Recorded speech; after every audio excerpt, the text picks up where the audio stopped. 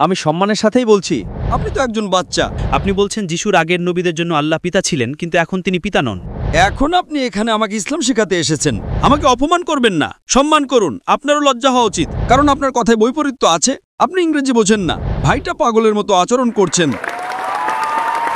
যদি আপনি ইংরেজি না বোঝেন সেটা আপনার সমস্যা, আমার সমস্যা নয়।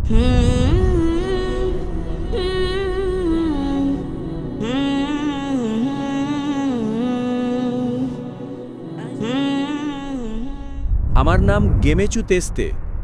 আমার পেশা হলো আমি কিছু শ্রমিকের জন্য জীবন ধারণের কাজ করি। আমি ইসলামে জন্মগ্রহণকারী একজন ব্যক্তি, কিন্তু ইসলামে জন্ম নিয়েও আমি খ্রিস্ট ধর্মে বড় হচ্ছি। আপনি মূলত একটি মুসলিম পরিবারে জন্মগ্রহণ করেছিলেন, তারপর আপনি খ্রিস্টান হলেন? হ্যাঁ হ্যাঁ, ঠিক আছে। তাহলে আপনার প্রশ্নটা কি? তো আমার ঈশ্বর যীশু খ্রিস্ট, তার নামে ধন্যবাদ জানাই। ডক্টর জাকির, আপনার জন্য আমার প্রশ্ন যোহন অধ্যায় 5 অধ্যায় 30 এবং যোহন 14 পদ 28 সম্পর্কিত। সেখানে বলা হয়েছে, আমার মনে হয় আপনি প্রশ্নটা ভুলভাবে উদ্ধৃত করছেন ভাই। যদি আমি ভুল না করে থাকি, আপনি জিজ্ঞাসা করছেন যে যীশুখ্রিস্ট তার উপর শান্তি বর্ষিত হোক বলেছেন, আমি পথ, সত্য আর জীবন, আমার মধ্য দিয়ে না গেলে কেউই পিতার কাছে যেতে পারে না। আপনি কি এটার কথা বলছেন?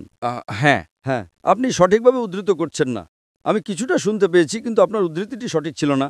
তাহলে আপনি বলতে চাইছেন যে এটা বাইবেলে উল্লেখ আছে, তাই তো? হ্যাঁ। তাহলে আপনি কি একমত যে যিশু বলেছেন আমার পিতা? বাইবেলের সেই যিশু ও কোরআনের যিশু একই ব্যক্তি? আপনি কি এতে বিশ্বাস করেন? তিনি যা বলছেন তার সাথে আমি 100% একমত।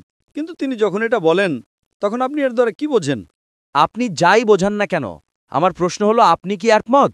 হ্যাঁ, আমি একমত 100%। হ্যাঁ, এখন আমি আপনার প্রশ্ন বুঝতে পেরেছি। কিন্তু আমার বিশ্বাস আপনি বাইবেল সম্পর্কে ভালোভাবে অবগত নন, কারণ আপনার উদ্ধৃতিটি অর্ধেক ছিল, এটি সঠিক ছিল না। আপনি যা বলছেন সেটা বাইবেলের যোহন অধ্যায় 5 পদ 6 থেকে উদ্ধৃত করছেন। না না না, যোহন অধ্যায় 14 পদ 28 এবং যোহন অধ্যায় 5 পদ 30। আপনি কি এই অধ্যায়গুলোর সাথে একমত? সেখানে কি বলা হয়েছে? সেখানে বলা হয়েছে আমার পিতা। যিশু বারবার বলছেন আমার পিতা। আপনি কি কোরআন এবং বাইবেলের যিশুর আমার পিতা বলার সাথে একমত? যোহনের অধ্যায় 5 পদ 30 আমি জানি। 30-30-30। এটা আমার মুখস্থ আছে। যোহনের অধ্যায় 5 পদ 30 আমি জানি। হ্যাঁ, সেখানে বলা হয়েছে, আমি নিজে থেকে কিছুই করতে পারি না, আমি যেমন শুনি তেমনই বিচার করি, এবং আমার বিচার ন্যায্য, কারণ আমি নিজের ইচ্ছা নয়, বরং আমার পিতার ইচ্ছা পূরণ করতে চাই। তো আপনি কি একমত? আমি এর সাথে একমত, কিন্তু আপনি আগে যা উদ্ধৃত করেছিলেন তা ভিন্ন ছিল। এখন আপনি অধ্যায় 5 পদ 30 উদ্ধৃত করছেন, কেন পরিবর্তন করছেন? অধ্যায় 5 পদ 30 আমার স্মৃতিতে আছে। আমি অবশ্যই একমত। যীশু খ্রিস্ট তার উপর শান্তি বর্ষিত হোক, যোহনের অধ্যায় 5 পদ 30 বলেছেন, আমি নিজে থেকে কিছুই করতে পারি না। একমাত্র তিনি যিনি নিজে থেকে কিছুই করতে পারেন না, জিরো। আচ্ছা, আপনি একটু শুনতে পাবেন, তারপর উত্তর শুনুন। আপনি একটি প্রশ্ন করেছেন, এখন একটু উত্তর শুনুন। আপনি এখানে বিতর্ক করতে আসেননি, তাই তো? প্রশ্নোত্তর পর্বে আপনি একটি প্রশ্ন করেন আর চুপ করে থাকেন। আমি যেমন শুনি তেমনই বিচার করি, এবং আমার বিচার ন্যায্য, কারণ আমি নিজের ইচ্ছা নয়, বরং আমার পিতার ইচ্ছা পূরণ করতে চাই। তো আপনি কি একমত? আমি এর সাথে একমত। তো আমার মতে, যখন আমি বাইবেল পড়ি, যীশু খ্রিস্ট বলেছেন, আমি নিজের থেকে কিছুই করতে পারি না, এটাকে আপনি বিশ্বাস করেন? হ্যাঁ, আমি 100% বিশ্বাস করি। তাহলে যদি আপনি বিশ্বাস করেন যিশুর একজন পিতা আছেন, কোরআনে, পুরো কোরআনে ঈশ্বর, আপনি যা বলছেন, খ্রিস্ট ধর্মে পিতা হলেন ঈশ্বর, তাই না? তাহলে পুরো কোরআনে পিতা শব্দের কোনো উল্লেখ নেই। আপনারা তো আল্লাহকে আমার পিতা বলে ডাকেন না, তাই না? অবশ্যই আমরা ডাকি না। তাহলে এই ভিত্তিতে যিশু মুসলিম নন। যখন কেউ বলে আল্লাহ আমার পিতা, তখন সে ইসলাম থেকে বেরিয়ে যায়, তাই না? সঠিক। তাহলে আপনি কিভাবে বলেন যিশু, যিনি বারবার বলছেন আমার পিতা, অথচ আপনি তাকে প্রত্যাখ্যান করেন? ভাই, যীশু খ্রিস্ট তার উপর শান্তি বর্ষিত হোক, তিনি নবী মোহাম্মদের আগে এসেছিলেন। কারণ হলো, শুনুন, আমি সম্মানের সাথেই বলছি। ভাই, আপনি যদি ডিবেট করতে চান তাহলে হল বুক করুন। এটা প্রশ্নোত্তর পর্ব। আপনি কি ইংরেজি বোঝেন? প্রশ্নোত্তর পর্বে আপনি একটা প্রশ্ন করেন আর চুপ করে থাকেন। আচ্ছা, চুপ থাকলাম। আপনি একটা প্রশ্ন করেছেন, এখন চুপ করে থাকেন। আমি আপনাকে গুরুত্বপূর্ণ প্রশ্ন করেছি। আমি উত্তর দিচ্ছি, আপনি কি চুপ থাকবেন? এটা কোনো বিতর্ক সভা নয়। যদি আপনি বিতর্ক করতে চান, তাহলে আফ্রিকার সবচেয়ে বিখ্যাত পাদ্রীকে ডাকেন, যিনি 30-40 হাজার মানুষ জোগাড় করতে পারবেন। আমি তার সাথে বিতর্ক করব। বুঝতে পেরেছেন? আপনি তো একজন বাচ্চা, আপনার সাথে বিতর্ক করে কি লাভ? আপনি আমাকে বলেছেন যে ইসলামে যে কেউ আল্লাহকে পিতা বললে সে ভুল। অবশ্যই এটা ভুল, কারণ পিতা সর্বশক্তিমান ঈশ্বরের কোনো গুণবাচক নাম নয়। ঠিক আছে, হ্যাঁ, কিন্তু এটা কোরআন নাজিল হওয়ার পরের বিধান। যীশুখ্রিস্ট কোরআন নাজিল হওয়ার আগে এসেছিলেন, তাই যীশুখ্রিস্টের জন্য যখন মুহাম্মদ সাল্লাল্লাহু আলাইহি ওয়াসাল্লাম আসেননি তখন তার মুহাম্মদের উপরে বিশ্বাস করার কোনো প্রশ্নই ছিল না। তিনি শুধু ভবিষ্যদ্বাণী করেছিলেন। বুঝতে পেরেছেন? সুতরাং কোরআনের সমস্ত আইন কোরআন নাজিল হওয়ার পরে প্রযোজ্য। যীশুখ্রিস্ট কোরআন নাজিল হওয়ার আগে এসেছিলেন। আপনি কি বুঝতে পেরেছেন? সুতরাং যেহেতু যীশুখ্রিস্ট তার সময় আল্লাহর একজন রাসূল ছিলেন, তিনি যা প্রচার করেছিলেন তা সঠিক ছিল। কিন্তু আপনি যদি কোনো ভুল শিক্ষা পান তার সাথে আমরা একমত নই। তাই আমি বলছি যীশুখ্রিস্ট তার উপর শান্তি বর্ষিত হোক বাইবেলে বলেছেন, যদিও আমি পুরো বাইবেলকে ঈশ্বরের বাণী বলে মনে করি না, কিন্তু এই পদটি যোহনের অধ্যায় 5 পদ 30 আমি একমত যে এটা 100% সঠিক। তাহলে আপনি ইসলাম থেকে বহিষ্কৃত যদি আপনি বিশ্বাস করেন যে যিশু। এখন আপনি এখানে আমাকে ইসলাম শেখাতে এসেছেন, তাই তো? আপনি ইসলাম সম্পর্কে কি জানেন? আপনি ইসলাম সম্পর্কে কি জানেন? আমি তো ইসলামে জন্ম নেওয়া মানুষ। আপনি কি জানেন? আমি মুসলিম নই, আমি জানি না কিছু। যদি আপনি যিশুকে বিশ্বাস না করেন তাহলে ইসলাম থেকে বাইরে। না না না না, যদি আপনি যীশু খ্রিস্ট তার উপর শান্তি বর্ষিত হোককে বিশ্বাস না করেন আপনি ইসলাম থেকে বাইরে। কোরআনের আগে যারা এসেছিলেন তাদের আইন কানুন ভিন্ন ছিল। আল্লাহর সমস্ত নবী এক ঈশ্বরে বিশ্বাস করতেন। সেই সময়ে এমন কোনো নিয়ম ছিল না যে আপনি ঈশ্বরকে আল্লাহকে পিতা বলতে পারবেন না। যীশু খ্রিস্ট আল্লাহর একজন রাসূল ছিলেন। তাহলে আল্লাহর রাসূল ছিলেন তিনি বলছেন, আমি নিজে থেকে কিছুই করতে পারি না। এর মানে তিনি শূন্য। তাহলে আল্লাহ কি পরিবর্তন করছেন?